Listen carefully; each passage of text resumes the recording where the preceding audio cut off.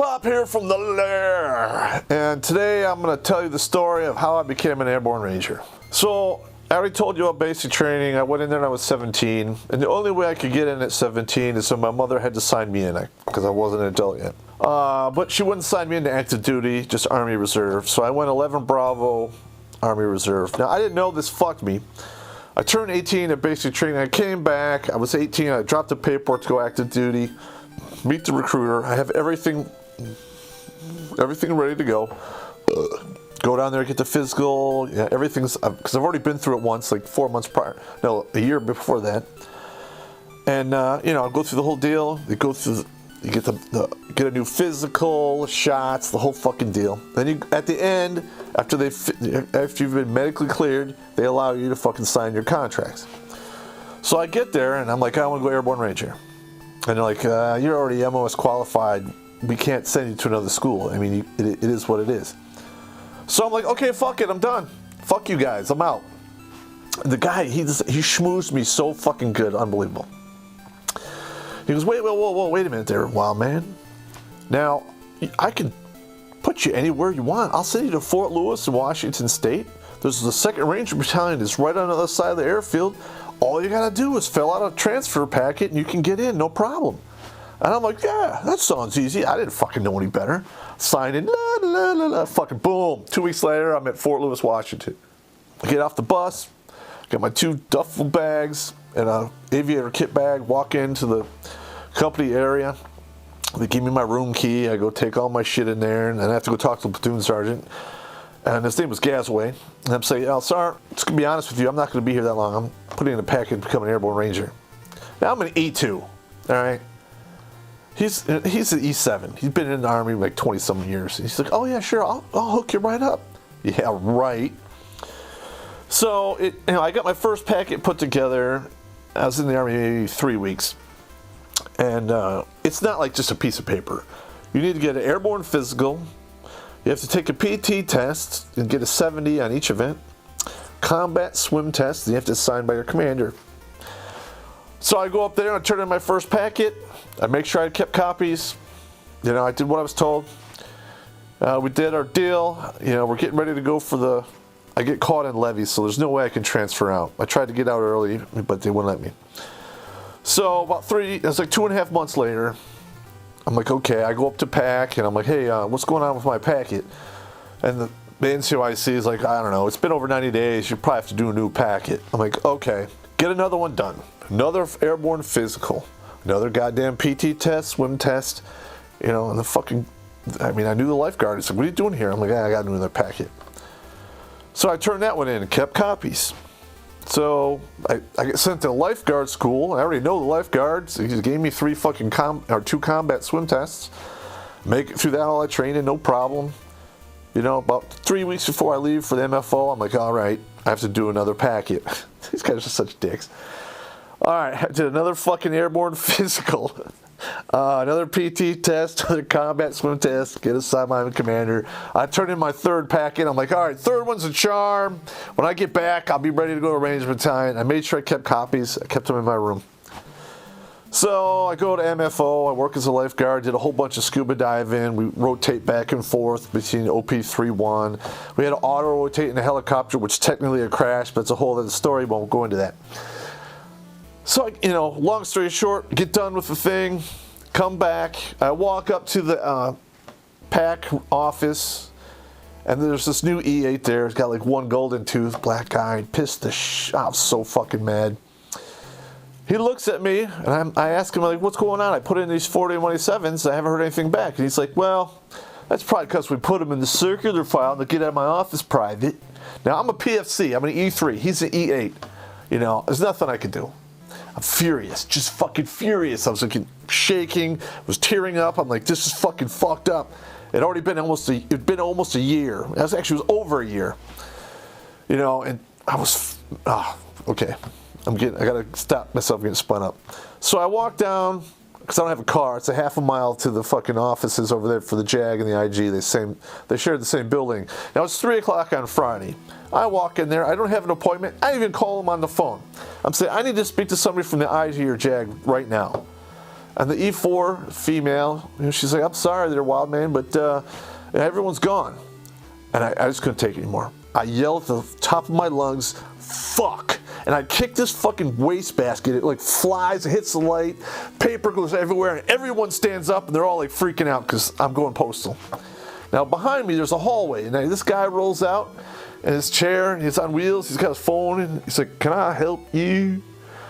And I walk down there and I tell him my fucking story. I give him my 3 copies of my fucking 4187s, and I've all the fucking medical, all the fucking time I wasted on this shit.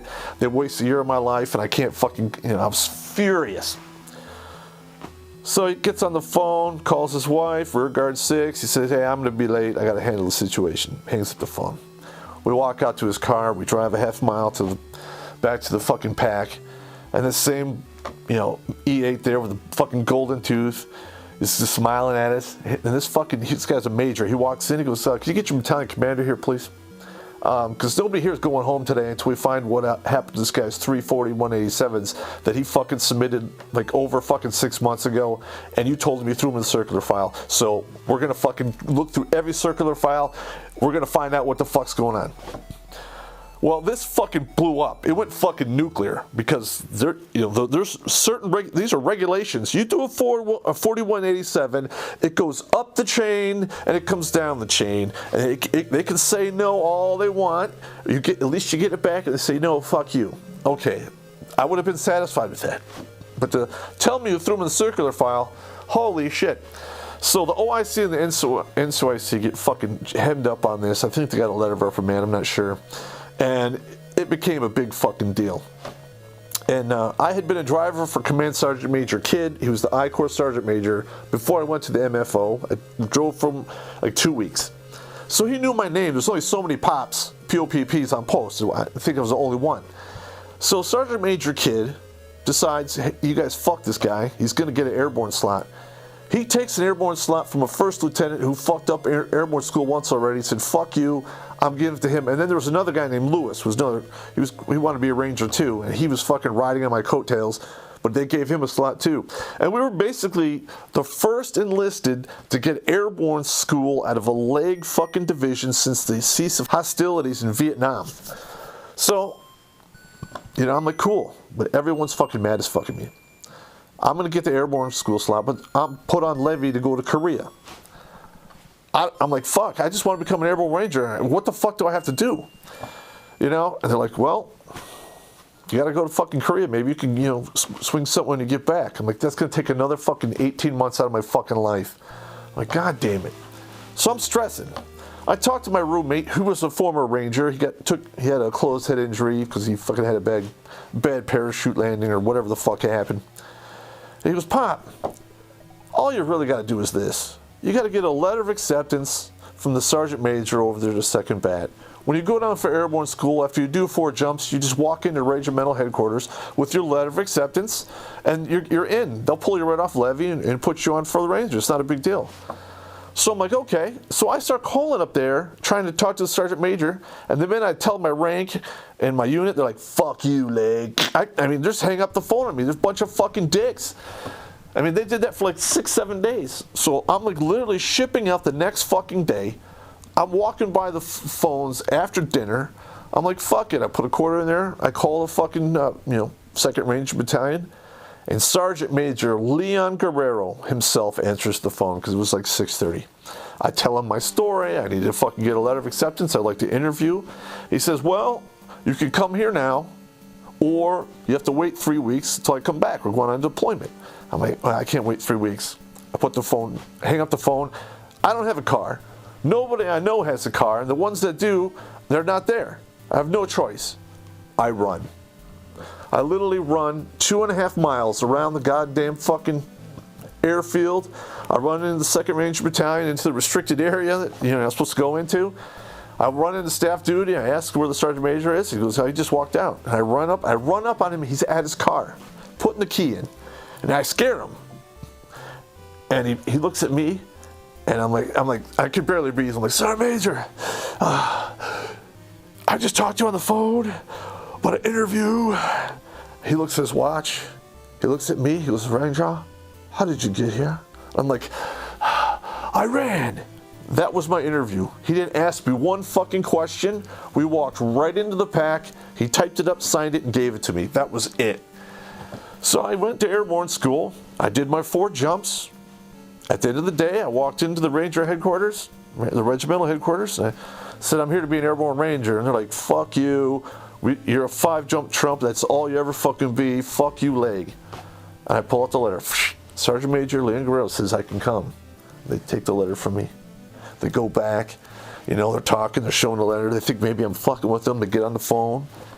It took about 25 minutes. They never gave the letter back to me. I should have made a copy. And they walk up. He said, congratulations. You're on Leavenworth Ranger Battalion. And that was it.